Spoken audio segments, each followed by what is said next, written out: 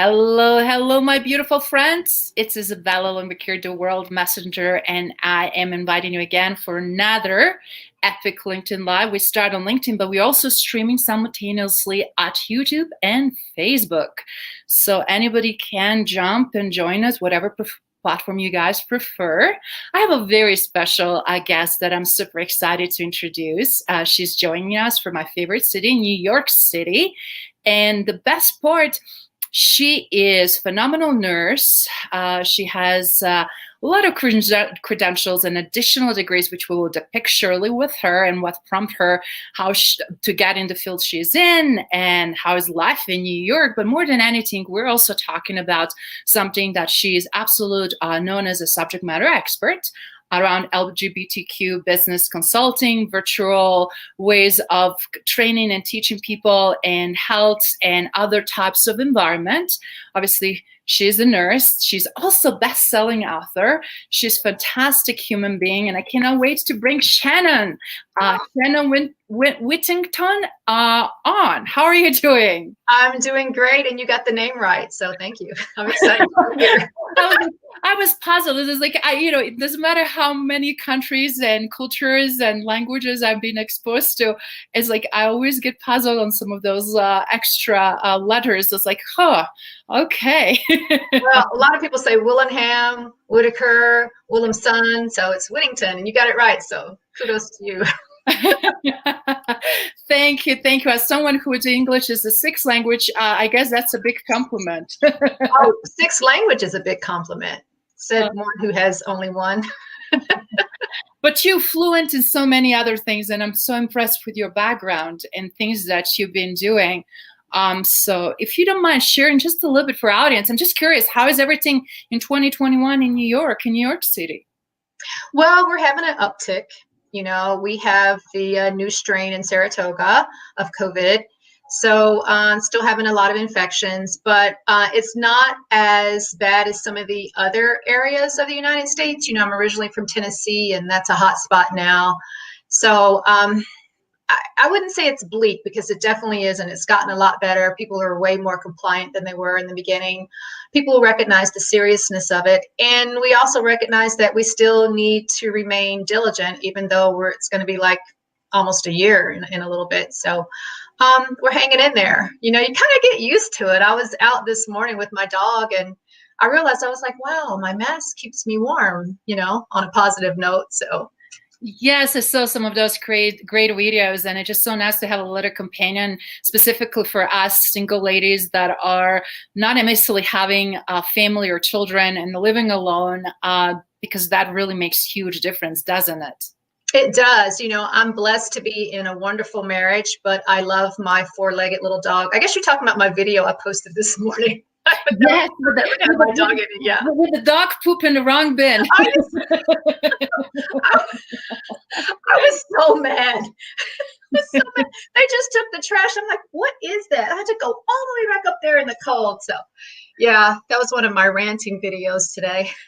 It was so cute, and it was done so nicely, because it also shows the etiquette, what we do as a dog owners, and also what we do just because certain things are convenient. We need to really know where we dispose in trash, and actually really it's everything. It speaks about volumes, right, of the type of caliber of human somebody it is, and how that we're doing this in current times, and how is this implication, which really shows the level of leadership, right? How do we show up every day tells volumes, doesn't it? It does. Those little things, you know, mean a lot. It's like making your bed in the morning. It's the small things that contribute to leadership. Absolutely. So do you mind just sharing? So I'm glad to know a little bit about background, obviously, that you are not originally from New York, that you grew up in Tennessee, and that you end up venturing there. But I'm also very curious. You have quite a bit of credentials that you accumulate over the years beside being a registered nurse. Do you mind sharing a little bit about your background, and how did you get in the field? Oh gosh, how I got into the field was my aunt was a nurse at a nursing home. So when I was 3 years old, I was passing medications and giving injections. My medications were M&Ms, and my injections were my finger. And every patient always took my medicines and my injections. And I just thought this is great, and I love the idea of helping people at their most vulnerable point, because when you're sick, you're very vulnerable.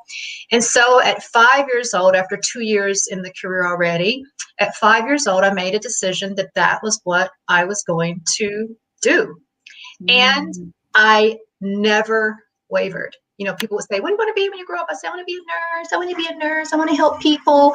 They're like, oh, she'll change her mind when she gets older. And I was like, nope. My soul knew that this is what I was put here on this planet for. And that's exactly what I did. I went and got my bachelor's. And then later on, after working in different areas, between cardiology and transplants, dermatology, I started to pursue advanced education, getting my master's in leadership because I saw a real need for nurse leaders. And now I'm studying for my doctorate, which is more than an ocean, Izabela. I have more than an ocean. I completely can relate to that, because I remember when I was having with my couple of mentors at University of Denver evaluating, should I go for a doctorate? And I was like, we were looking at time and return on investment, not only just financially, but also hours of work and all of that. I was like, I will be happy with master's degree for right now. I can always elevate the game and create, thought leadership and new curricula and really contribute in a meaningful way and piggyback on some of those PhD degree graduates. I can't wait for you to be the one. Yes. But in reality, I have to say I kudos you for undertaking that. So that's a big decision. It's a very big decision. But when I recognize my knowledge gaps, I could continue to have those in this area, or I could go and do something about it. And I really want to create practice change around the LGBTQ plus space in healthcare, because nurses aren't taught this in their curriculums. The average nurse gets about 2 hours. I'm still waiting to meet that nurse, even though I get a new intern every semester. I'm like, did you have any education? And like 9 out of 10 of them say nope. So that's what I want to change across this country. I really do, because it's so needed. There's 9 million of us in this country. Okay. Wow. 1.6 million of whom are transgender. I mean, and guess what? We get sick. We go to the doctor. We go to the hospital. We go to your clinics. We're everywhere. You might think that we're not, but we're sitting next to you at work, in your playgrounds, your communities. And yes, we're in your places of worship also. So as healthcare professionals, we need to be able to provide patient-centered care to these individuals. So that's my goal in life. That's what I want to leave this world as having done. That is gorgeous. That is fantastic. I mean, as you know, may already know, I'm having also a podcast, and it's all about legacy and legacy leadership and what we're doing right now that is intentional to make amazing contribution with our skill set, with our knowledge, with our gifts, with our passions, with our desire to make a better world. And many people truly just don't know yet what that is. And I'm so glad you tapped into that. And not only that is insanely hugely needed right now, but definitely paves the path forward and trailblazing actually what you're doing is for future good generation. So if you don't mind, I just want to acknowledge we have Asim here joining us from Middle East. We have a Cameron Thoot with us as well. Guys, welcome. Thank you so much for being here. We're starting having people coming in. Guys, we're also wanted to make this interactive and educational. So if you have any questions, we are talking about a very important topic in reality of our not only working place, as you said, living space, as well as worships and in general communities. It's very essential to be educated and know how to properly deal with this. And do you mind talk about a little bit about LGBT plus, because I feel like we're so quick on pulling acronyms. We're so quick putting certain associations and labeling and boxing, but we truly don't fully, deeply understand what that really means and why this is so important. And then anything you're willing to share about your journey personally and through consulting in that space, and any great stories. We love great stories that can help us educate, right? Yes. Well, I mean, that's a really good question about the plus. On TikTok, they call this the alphabet mafia. Did you know that? They call it the alphabet mafia because the language is linguistically fluid. it's constantly changing. What's cool today is not cool tomorrow. Cool may not be cool. It's about every 3 to 5 years the language changes, the acronym gets longer, they add extra things. LGBTQ, then the plus can include I for intersex, people who were born with male, female characteristics. Maybe one may be more developed than the other. Asexual, people who don't have a sexual desire for people. And it can go on and on. So I always like to say to people when they say, what does this mean? What does bi mean? What does lesbian mean? What does gay mean? It means whatever it means to that person. Like I identify as a cisgender gay woman, right? I don't really use the term L, lesbian, Y. It's not like it's that pejorative to me, but there's some slang around the word. And so I tend to just say that I'm gay. You know, that's my personal preference. And it's really what that person defines it as for themselves. Like you said, we're very quick to put people in boxes. You know, as far as stories, you know, when you think about organizations and how inclusive or not inclusive they are with this population, I have worked in an organization where I fell in love with my coworker. I don't know if you saw this video. Yeah, I fell in love with my coworker, and it was a hot and heavy and steamy romance, okay? And we worked on the same floor, same shift, and we started riding to work together and kind of like hanging out at each other's place together. And I couldn't be out at work. We couldn't be out at work.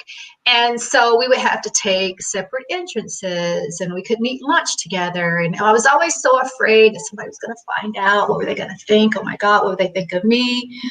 This was back when I was in Atlanta. It was down south, and I know things have gotten better now, but it was horrible having to hide who I was. And, you know, around 50% of LGBT people hide in the workplace. They hide because they're afraid they'll be passed over for promotions. They're afraid they'll be stigmatized, discriminated against. And, you know, people might say, oh, that doesn't happen. That doesn't happen today. Let me tell you something. It happens today. It happens. I just had a woman reach out to me last week on LinkedIn, and she said, oh, Shannon, I'm connecting with you. I'm a nurse. You're a nurse. You have your master's. I'm going for my master's degree. But then I saw you have the letters LGBTQ after your name, and I am no longer interested. And I'm reading my DM, and I'm like, am I? Wow. I thought she had just put the no in there accidentally. I was like, she didn't mean to put the no in there. And then I read further down, and she tells me that she was raised in a gay household. Her father was gay, but, you know, there was never any problem. She said, I've been a nurse. I'm 50 years old. I've had a stellar career. I'm on tap for senior level, which by that time you should be on tap for senior level positions. And what happened, now this is a big city, right, in the north that this happened. And someone decided to start spreading rumors about her that she was gay. She's not gay, but they spread rumors about her. And she said she started noticing that people were like acting weird. Some people stopped talking to her.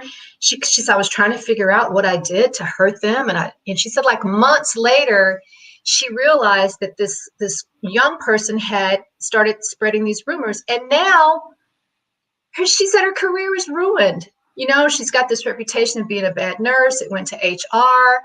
And I said, well, was this person like brought in and canceled regarding what they said about you and spread this rumor? Did they have to offer a public apology? What did HR do? And you know what she told me? Nothing.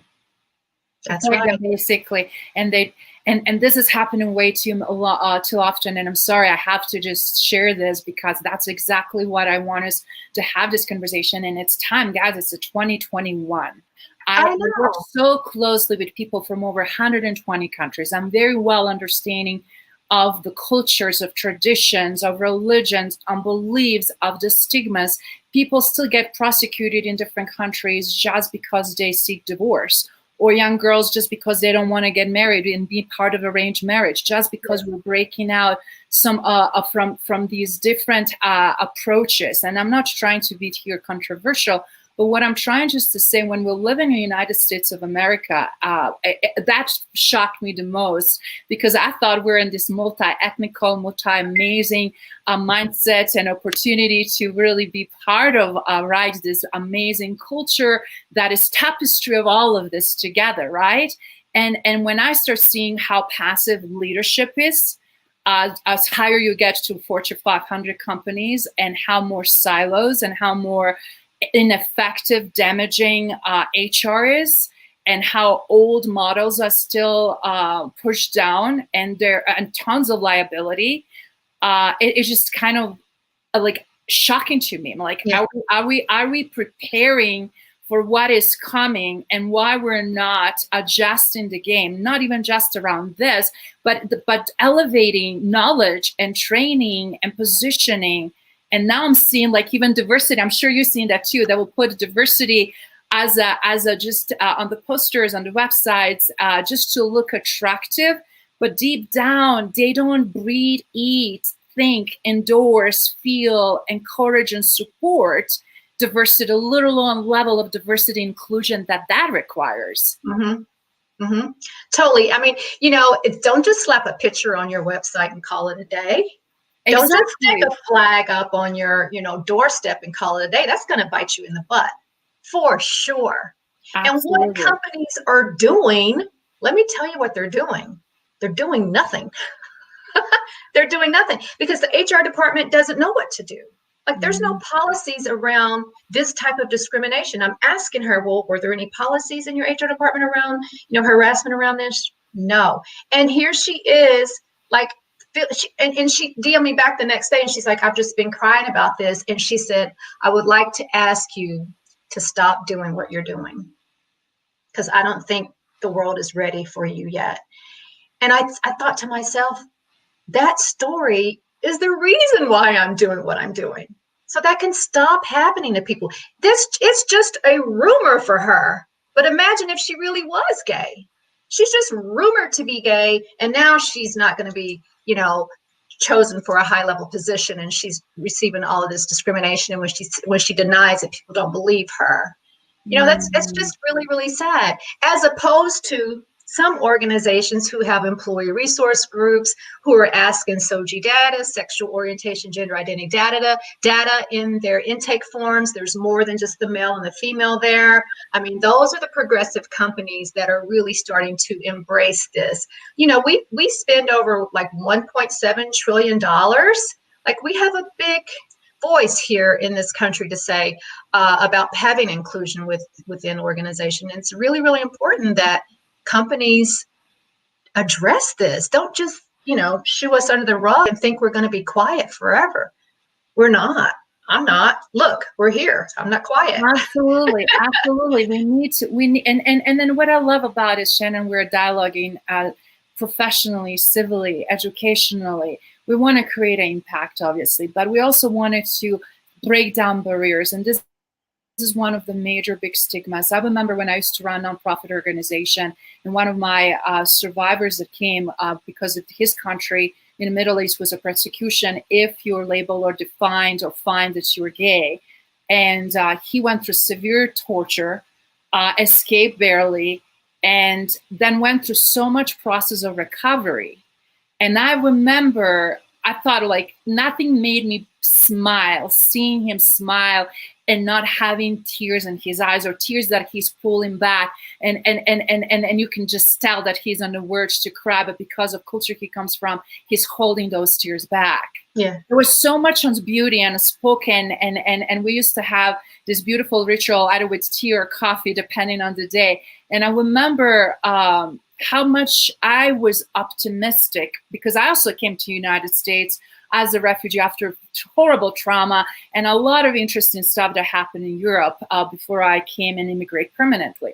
So then years later, you hear incident at work because somebody did not understood his culture, his upbringing, and in the same time, on top of it, now we're adding this, he is gay, and then how are they supposed to deal with, because he was also working very male-dominated industry. And the guys were awful. People will just start crying, couldn't even talk to explain the level of pain and what these guys were doing to him, but he had to endure because he had to provide for himself so he can have some stability financially. And when you see that perpetuation happening, I just wanted to say again, a lot of times I'm being voice for voiceless, and I'm seeing you being a voice for voices for people that emotionally, because in such a turmoil, cannot speak up on these complexities. Yeah. It doesn't mean, as you said, even though she asked you not to speak up, we cannot turn away. We cannot ignore things because we want to be part of holistic society that everybody's embraced with whatever they choose to do.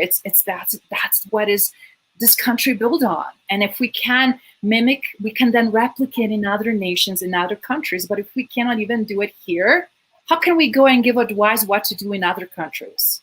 Right. You got to walk the walk.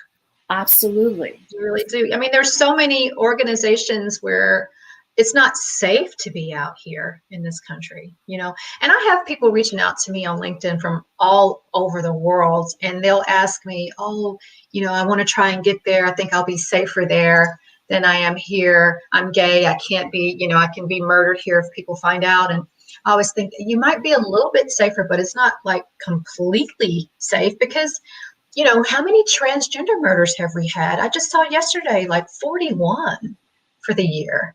I mean, and how many headlines have you seen that have said transgender murder solved? I bet you can't remember one, right? I bet you can't remember one. And yet this is going on like regularly, you know? And there was 2 in Puerto Rico a few months ago. They set the car on fire. We have one here in Rikers Island, here in New York, down in Texas. I mean, just for people being who they are. So many people have a problem with that. You know, I always say that I'm not here to convert anyone, but I'm here to alert everyone. And the alert is it's not going away. We're not going away. We're going to continue to grow. And you don't have to accept this. I hate to use the word alternative lifestyle because I don't think it is an alternative lifestyle. You don't have to accept us, or you don't even have to understand us, but at least give us respect. At least give us respect. If I tell you my pronoun is a she, her, and hers, please use that pronoun. You know, it's just respect. It's cultural humility. That's all we ask for. That is so deep and profound. I just wanted to quickly reflect here. We're having some great friends joining us. We have Anthony here. We have also Nadal, who just finished the live and wanted to hear us out. Nadal, great to have you. Looking forward for your questions. And we're also having Theodore here. And he says that he grew up in Bassett Cone. Do you know where that area is? I don't. Okay. I don't know if he was referencing to your upbringing or where you came from, but sounds like a town in Tennessee. Okay, town, Tennessee. that's if you guys don't mind clarifying, and then Theodore, if you don't mind, share more information and we can clarify that so that you can put a reference to that will be great. But this is where I'm coming from, guys. When you work with executives, when you work with CEOs, when you work with leaders of organization, either small, medium, or large, doesn't matter. When you work with people globally, and when you also very much so indoctrinated what healthy leadership is, transformative leadership. I was just recently talking and gave a presentation around future leadership. What future leaders need to have in order to lead us into future. What skill sets we should have today in order to excel and propel and have a healthy environment, right? So if you're not educating, if you're not taking down the barriers and stigmas, if you're not creating an environment that are holistic, that are inclusive in full sense, and feeling comfortable with that, then step away. Let others, let fresh blood to lead. It doesn't mean we're going to ruin the culture, we're going to collapse these other things or whatever it is. On the end of the day, I feel like we have environments that we can create cohesiveness, that we can learn from each other, that everybody can contribute your expertise, your knowledge through work. But what you decide to do in your own personal life, you know, and how to live and what's your lifestyle, everybody has that choice, right? As long as not creating harm to anyone, as long as not breaking the law, as long as we are not murdering, torturing, and creating problems, why not? And then I'm also talking very often with guys who are in law enforcement, from all the way from policing to the higher level, right? And wide ranges of things. And when you see infrastructure, when we see what is going on, specifically with men in power, with men with money, with their preferences, what they do, why do we have 2 states right now that are most predominant in sex trafficking? And we talk about sex trafficking that is done on minor children, and why men still decide different gender preference or same gender preference. You know, that tells you how much undercurrent hidden layers of issues are there. Yet when somebody is free, open, and comfortable to be who they are, we're creating these stigmas and we're trying to push them under the rug.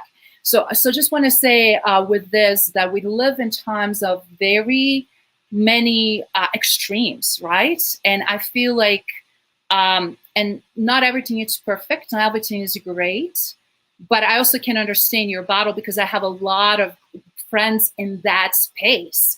And some of the things they experienced when they were children themselves, and some things they experience as adults. And even they say things are more brutal now because you think you can protect yourself, but sometimes you don't have no support. And do you mind sharing a little bit of that experience? Because I'm talking with a lot of ER doctors where they've seen severe abuse of children and teenagers actually as a result of their sexual orientation, not only through the family members, but through friends. And I'm sure you've seen plenty of that in ER. So do you mind just sharing what you feel comfortable so the audience can really start understanding a little bit better, and then maybe find a path forward? What can we do to change and help, right? And be supporters, be cheerleaders. Yeah. You know, I teach nurses how to care for transgender patients after they have various gender affirming surgeries. All trans people don't have all surgeries. Some have none, some have all, some have one. It just depends. And so I speak to trans people every day. And some of them have wonderful experiences. They have great families who support them. But many of them don't have that. It's just the opposite. You know, this holiday season, I was trying to figure out, like, what can I do to give back? And one of my colleagues sent me this thing called Trans Santa on, I think it was on, did you hear about that? No, I didn't, but that sounds great. Please tell us. So basically what it was like all these young trans people across the country who had written to like Trans Santa for some things that they wanted for Christmas. And you could read their letter. Like I used to go down to the post office on 34th Street and read the letters, pick a couple kids' letters and, you know, mail off the packages like that. So I didn't want to do that, you know, this year with COVID. So I was like, oh, you know, what can I do? And then this just kind of popped up. And I read some of those letters. I ended up getting some headphones for a young trans boy who was 16 years old. And he had written that his parents had put him out because he was trans. You know, a large portion of homeless youth are LGBTQ. This population suffers from a very high suicide rate. Yes. A lot of them are forced into sex work. So they have a lot of STDs as well because of the sex work. And so HIV and other major issues, and no healthcare coverage and not proper care. Because in health institutions, I had one of my very close mentors and former executive that worked in dental industry. I didn't know how complicated it is even to get a dental care in some of these environments. Sorry for interrupting, but I just want to say that is so eye-opening, please. Yeah, it really is. And you were talking about leadership and how, you know, I want to challenge leaders because we see this so much. You have leaders come in and they eventually, like, they get a high level position, right? And then a month or two later, maybe a day or two later, they bring in their buddy. Okay. Yes. Their buddy looks just like them. Think like them, act like them. And I was actually just saying, you can't solve any complex problems because guess what? They have such a skewed point of view because they don't see things holistically. So why usually often leadership teams bring external help because closest people around them are exactly same like them, because they hire what they're comfortable with. Yes. So, yet research shows that companies who have diverse workforces make better decisions 87% of the time. Now, I don't know about you, Izabela. I'd like to make better decisions 87% of the time, just from having a diverse workforce. So, and I think a lot of times they don't really realize it, and hopefully some of this diversity and inclusion training that these companies are now, going after and getting, maybe they'll start to realize it, because I think a lot of it's unconscious bias, right? They don't realize who's around them. I mean, I'm a victim of this myself. When I first got with my wife, we've been together 20 years. We went out, she met my friends, and we were coming home, and I was like, so, what'd you think, hon? And she's like, well, they're nice, Shannon, but they all look like you. And she's like, that's so easy. Why don't you try being friends with people who don't look like you? And I was so shocked at that comment, didn't appreciate it at the time, but certainly looked at what she was saying. And I realized that she was right. She was absolutely right. And I made a conscious decision to change that. And it's from everything, from age to sex, race, everything. And so now, like, two of my best friends are like 25 years younger than me. One of my best friends is like 80 something. I have, every, nationality, orientation, gender expression, trans, bi, queer, straight. It just doesn't matter. And wow, what a difference. If we are just given the chance, the opportunity, just like everyone else, just like the straight heteronormative world is, if we are given the same opportunities, wow, imagine. We have some really great ideas, very, very educated people who have some wonderful talents that could really benefit your organization and help you to blossom into ways you would never have imagined. That is so powerful, and I'm glad that you're sharing that. And as we know, everything starts with leadership.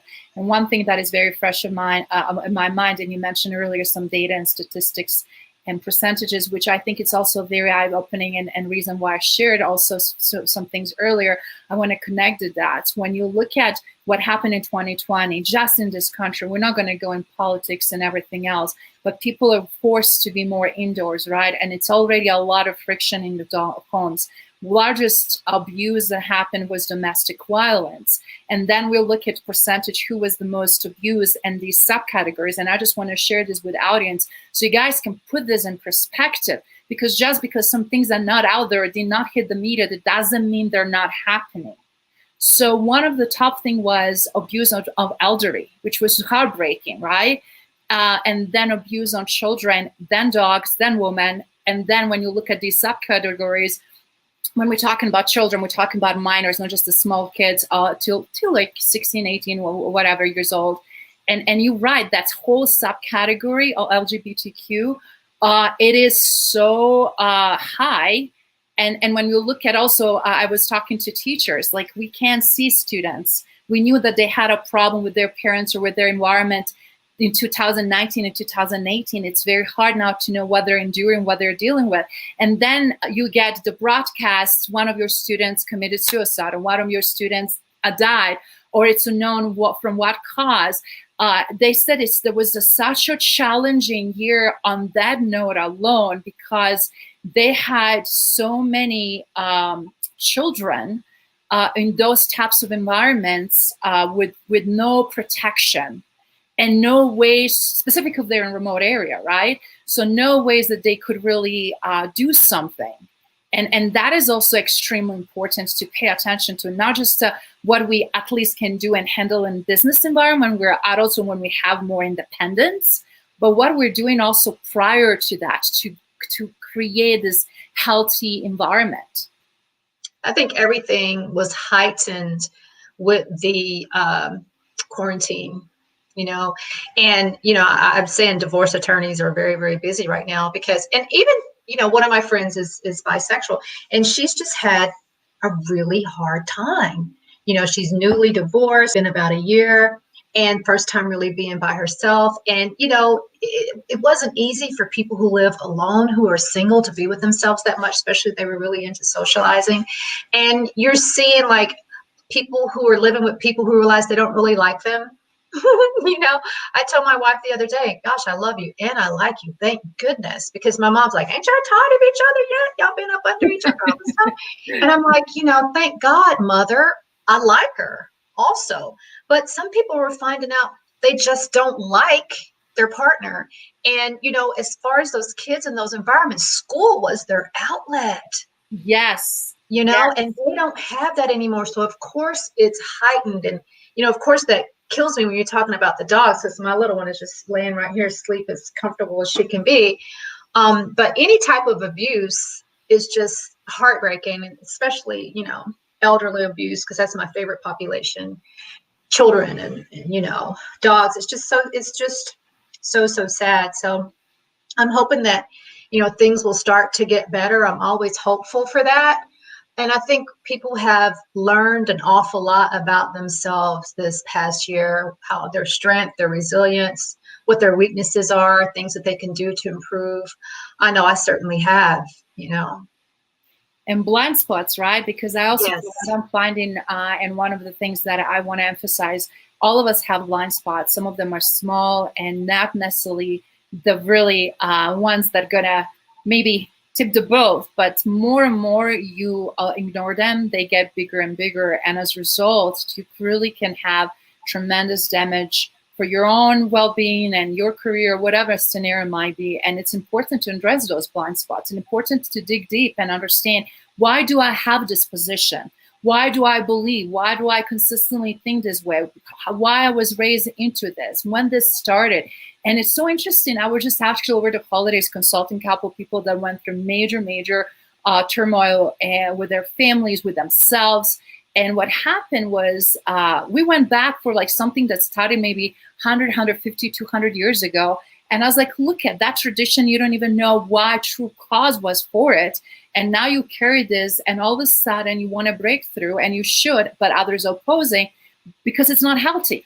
So it is okay to find what's healthy, what works for you, what keeps you going, right? Mm-hmm. Because that is major problem a lot of times too, because people sometimes will do whatever it takes just to not to rock the boat, right? Yeah. And, you know, as far as being in this population, this itself can be very isolating. You know, if you're working in an organization that you're in the closet, or, you know, if you're a young kid and you can't be out to your parents, you know, it's very isolating. And I always like to tell kids, you know, there's so many support groups online, that on Facebook, on TikTok. I mean, just reach out to some of these people and form like a group to support yourselves, because once you get older and you become an adult, it does get better because you have better coping skills to deal with it. But as a young kid and a teenager, you need that support. And if you're not going to get it from your school or your parents, you've got to seek it elsewhere. Don't just, you know, keep it inside and hurt yourself, because you are an amazing person, and you're here for a reason, and people need to hear what you have to say. That is so empowering and powerful. Do you mind sharing, Shannon, share a little bit about your consulting work? Because you are also providing those types of supports and services so that people can really find you. Because again, having someone not only that understands the health and it's registered nurse and has a master's in leadership and wealth of experience, it is very important, because a lot of times we're afraid to ask questions, right? And a lot of times, like, I can't ask parents, who should I ask? I should maybe Google, but I'm not sure from all of these different advice who to trust. So it's just sometimes really good to have that great consultant and get trusted partner, or and that you can just really openly talk about it. Yeah, I love when I can consult with companies, because when they reach out to me, it's either they didn't do something they should have done, or they did something they should have done. When they get slapped, and usually when it's a lot of financial damage. Yeah. What did you do? But then there'll be some companies that'll just hear about me, and they're like, you know what? Or, you know, because I speak a lot all over the country, and before, you know, I was traveling speaking, but now I do it virtual at various conferences, and then people will happen to attend one of my sessions, and then they'll say, because you don't know what you don't know, right, Izabela? They will say, oh my gosh, we know nothing about this. Can you come and do your presentation to my organization? And then through Whittington Consulting, that's what I do. Now I'm doing it by the web, but I go in and I explain to them, like, what's okay to ask, what questions are not okay to ask, especially in the HR, right? And what does your intake form look like? What questions are you asking? How can your organization be more inclusive for this population? And I always tell them, it's like this. When my wife and I and my dog are driving down any town road USA, we want to stop and eat, we're going to look and see, hey, which one of these restaurants is gay friendly? We're going to look on Yelp and we're going to see, because we want to feel comfortable where we eat. We want to go shopping. Wow. We want to look and see if they have that. Does this, or this is where I want to give my money, right? I can give my money to, I want to give it to someone who supports me. When I stay at a hotel, you know, I don't want to go up to the reception desk with my wife and they ask me, do we need double beds? I don't. You know what I mean? So the same thing happens with organizations. You want to work at a place that you can feel comfortable working at, can be yourself, can be safe. I'm not saying everyone should be out at work, because I know that's not safe for many people still. But organizations, I find, and people, a lot of them really do want to support this population, but they just don't know how. And that's what I do. I show them how. And it's great, because they'll, you know, email me or DM me 6 months later, 8 months later, and they'll say, oh my gosh, we've hired X number of diverse people. It's been great. Or they may have a few hiccups and need me to come back and say, hey, this you know, this scenario that happened here, this is how it could have been handled better. And it's been wonderful. It's really been wonderful. I'm happy to see that people and organizations are starting to pay attention to this. I really am.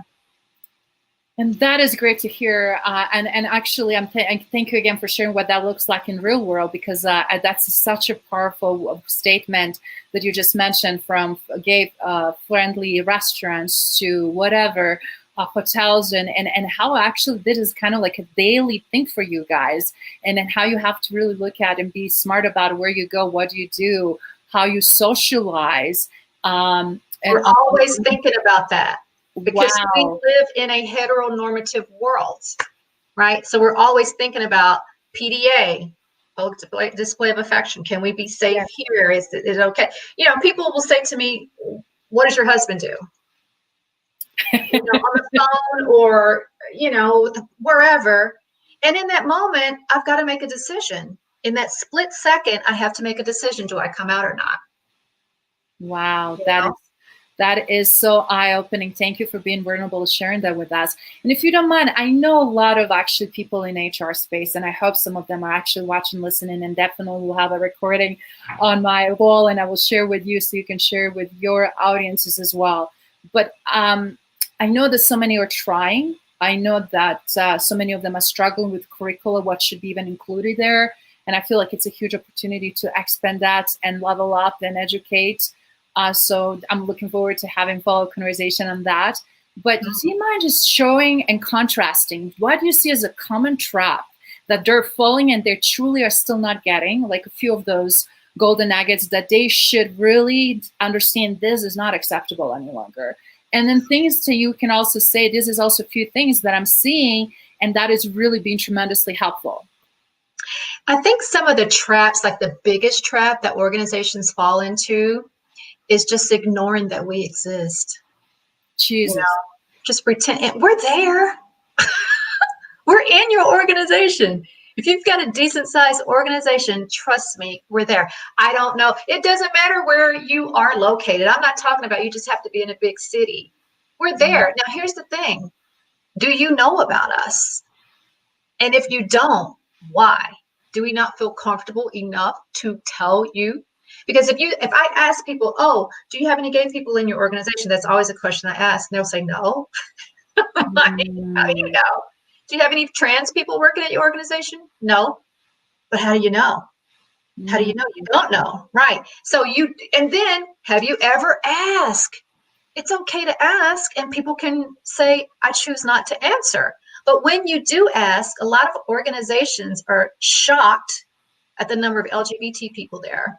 I mean, literally shocked. Then what do we do with this information? Well, exactly. They drop the ball and then ignore it, or they use it for completely wrong reasons, and they start objectifying, they start projecting. I was working and seeing this in consulting environments, seeing in so many different environments that all of a sudden it's like so much stigma. I remember I was very good friend with beautiful woman. She was transgender, and I really loved her just as a human, radiating kindness, just beautiful human, right?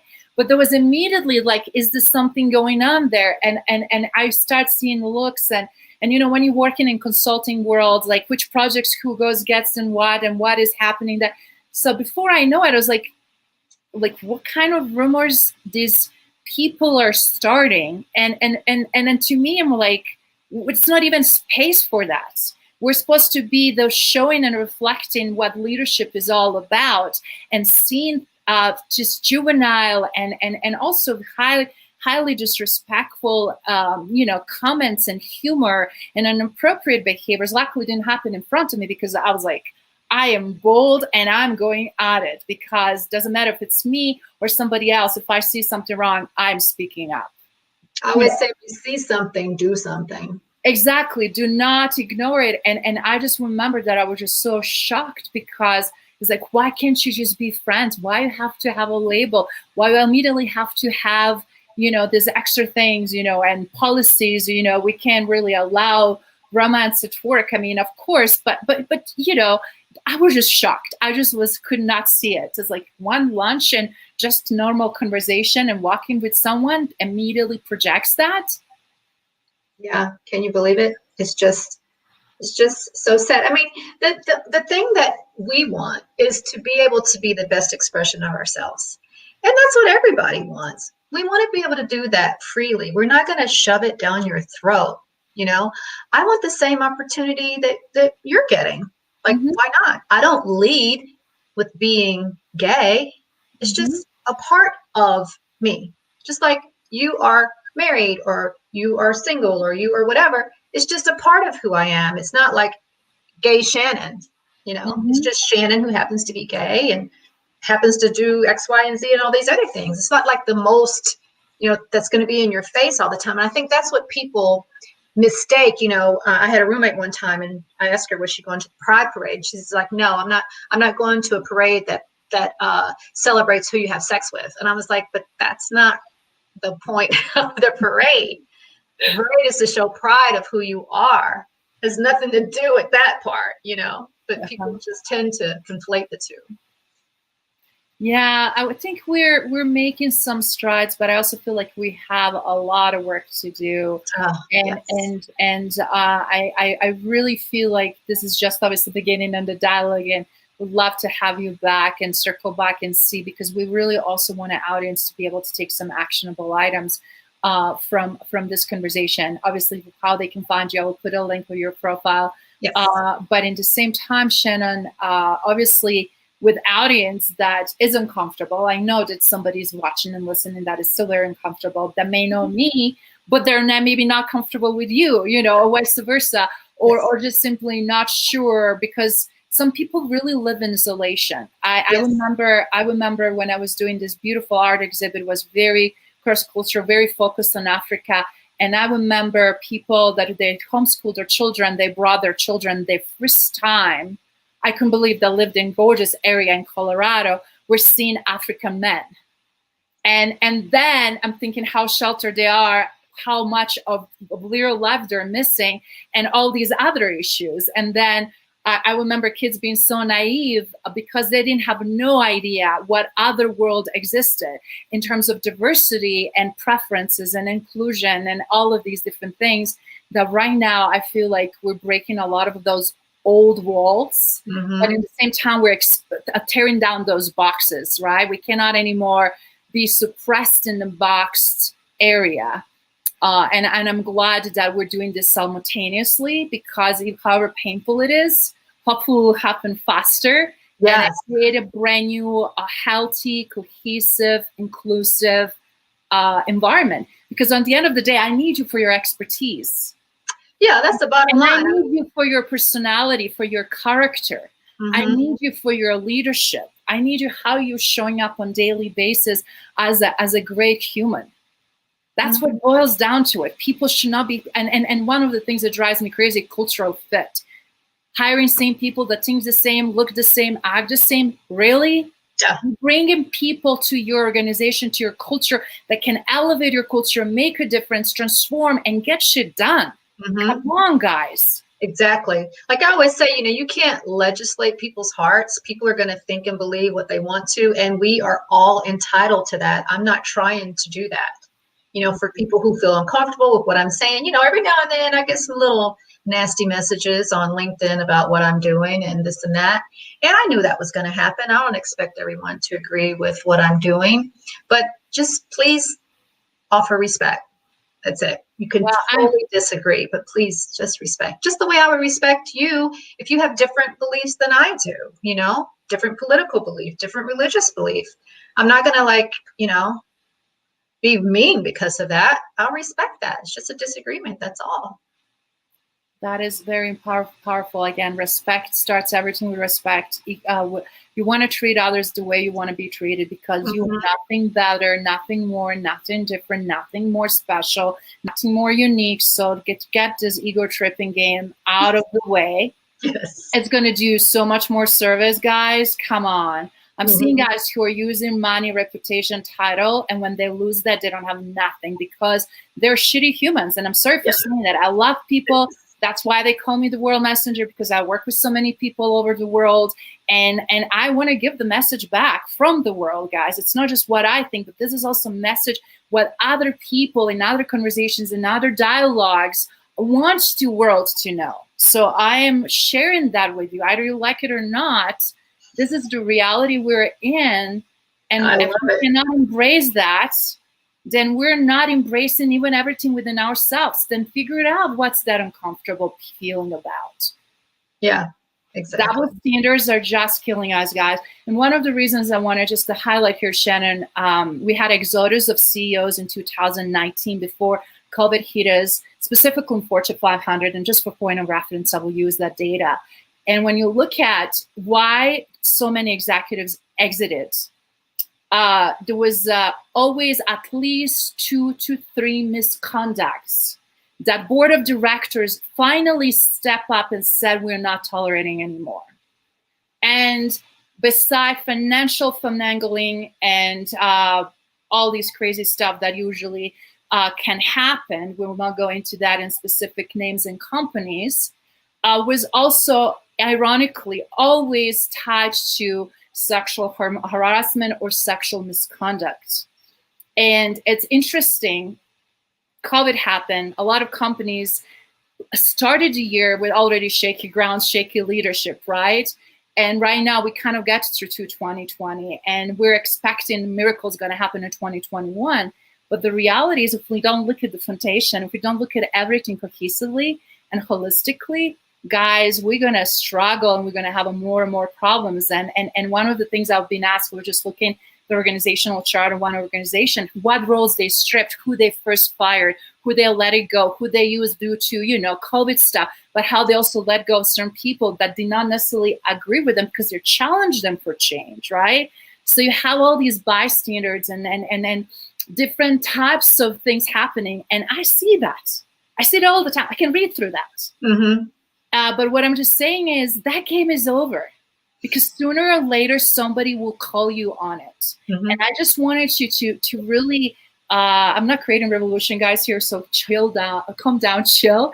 But don't allow misconduct in your presence to slide just because it's not directly directed at you. Don't be coward.